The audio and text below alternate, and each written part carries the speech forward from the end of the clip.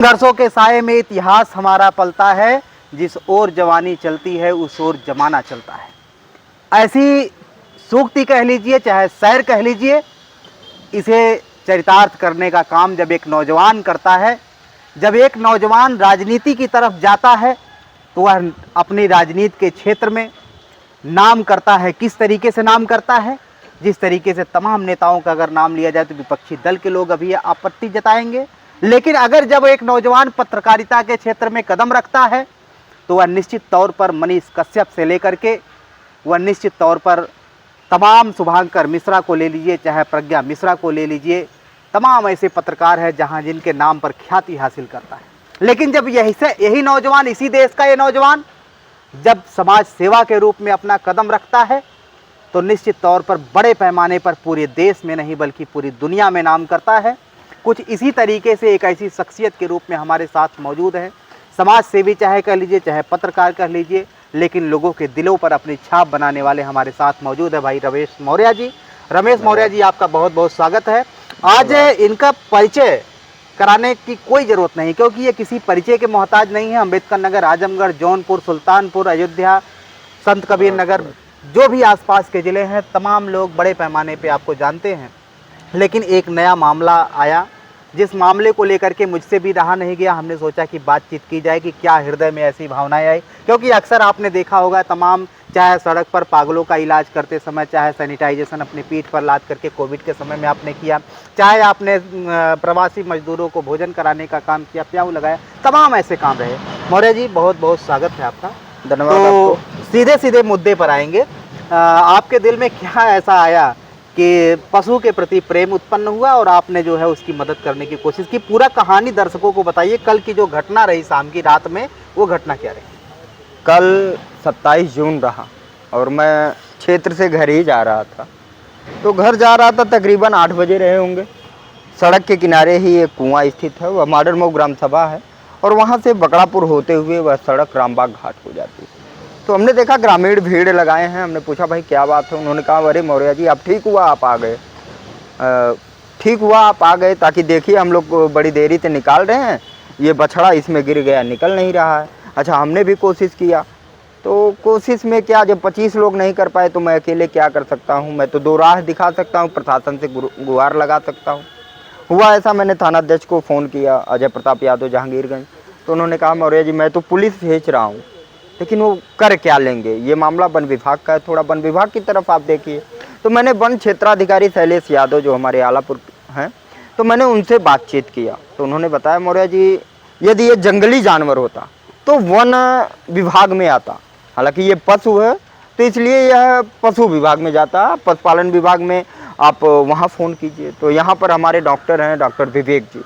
तो मैंने विवेक जी को फ़ोन लगाया, उनसे कहा, तो डॉक्टर साहब ने कहा मौर्य जी अब क्या बताएं, ग्रामीणों की आप मदद ले लीजिए। यदि वो कुएं से बाहर आया और उसका स्वास्थ्य नहीं सही है तो मैं इलाज कर सकता हूं, लेकिन कुएं से निकालना मेरी ड्यूटी नहीं है। तो हमने कहा यार जिम्मेदार कौन है? तो मुझसे रहा नहीं गया, मैंने खंड विकास अधिकारी को फ़ोन लगा दिया, वीडियो को, तहसीलदार को और एसडीएम आलापुर को। फ़ोन लोगों ने काट दिया। बाद में पता चला कि जूम मीटिंग होने के कारण फ़ोन कटा, लेकिन उसके बाद लगातार फ़ोन आता है लोगों का। एसडीएम साहब का फ़ोन आता है, तहसीलदार साहब हमारे आलापुर के हैं धर्मेंद्र यादव जी, उनका फ़ोन आता है, मौर्य जी बताइए क्या बात हो गई, सब ठीक ठाक है? तो हमने बताया कि सर यहाँ एक कुआं है, कुआं ऐसी अवस्था में है कि उसमें आज तो एक बछड़ा गिरा है, लेकिन उसमें कोई भी गिर सकता है, लेकिन मौके पर एक बछड़ा गिरा है और हम सभी कोशिश करके थक गए और इसे निकाल नहीं पाए। तो उन्होंने बताया, तुरंत जो है वीडियो को फ़ोन किया और वीडियो साहब सेक्रेटरी को फ़ोन किए, कानून को आए, लेखपाल आए, सारे लोग आए। तो बड़ा अच्छा लगा और वहाँ पर रात्र के 11 बजे तक मशक्क़त हम लोगों ने किया, बांधा गया। और कुएं की मैं हाल बता दूं, कुएं में तो 4 सर्प दिख रहे थे, लोग बत्ती जलाए तो दिख रहा था कि उसमें सर्प भी है। तो ऐसा लगा कि कोई उतरेगा नहीं, लेकिन धन्य है भाई एक मनुष्य का।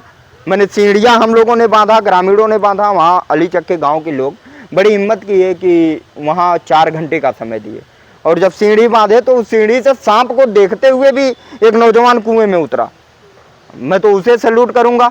वो घुसा, फायर ब्रिगेड की भी गाड़ी आई, वीडियो साहब स्वयं चल के आए, सेक्रेटरी विकास यादव आए, पशु विभाग से डॉक्टर अरविंद आए और दिलीप चौधरी कानून गो आए, ऐसे कई जब कर्मचारी आ गए तो हमें और साहस मिला और उस रस्से को उसके पेट से बांधा गया, पाँव की तरफ, फिर अगले हिस्से में बांधा गया और सभी लोगों ने मिलकर, ग्रामीण, अधिकारी, पुलिसकर्मी, स्वास्थ्य कर्मी जो भी थे, सभी ने एक सूत्री कार्रवाई की कि उसे खींचा जाए और कुएं से बाहर निकाला गया।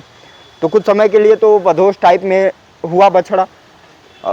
हम लोग सोचे यार मेरी मेहनत बेकार हुई, इसे हम बचा नहीं पाए, लेकिन फिर वो हिलने डुलने लगा, अपनी प्रतिक्रिया देने लगा और जैसे ही रस्सी ढीली की गई, नगर पंचायत से जेसीबी भी पहुंची थी, यहाँ से वो अफजल भाई लेके पहुंचे थे, तो जैसे ही मुंडी ढीली हुई वो छूट पाया। उधर डॉक्टर दवा भर रहे हैं कि इसे कुछ एनर्जी दे देगा, क्योंकि 4 घंटे से ना तो कुछ खाया है ना टहला है, जकड़न होगी, पानी में रहा है, सारी चीज़ें।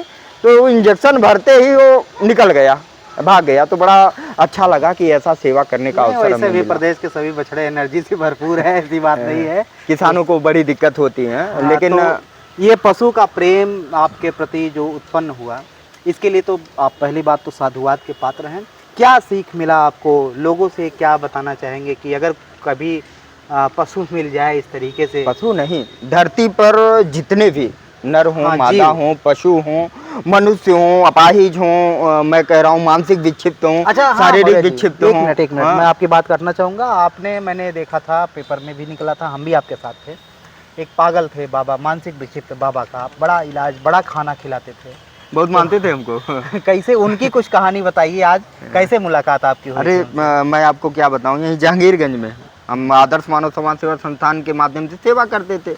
हमारी निगाह पड़ी, एक दुकान पे हो गए, अब पूरा उनका पैर सड़ा हुआ था, तो कई लोग उन पे, कोई कैन से मारता था, कोई पानी फेंक देता था, कोई धुतकार के उन्हें भगा देता था।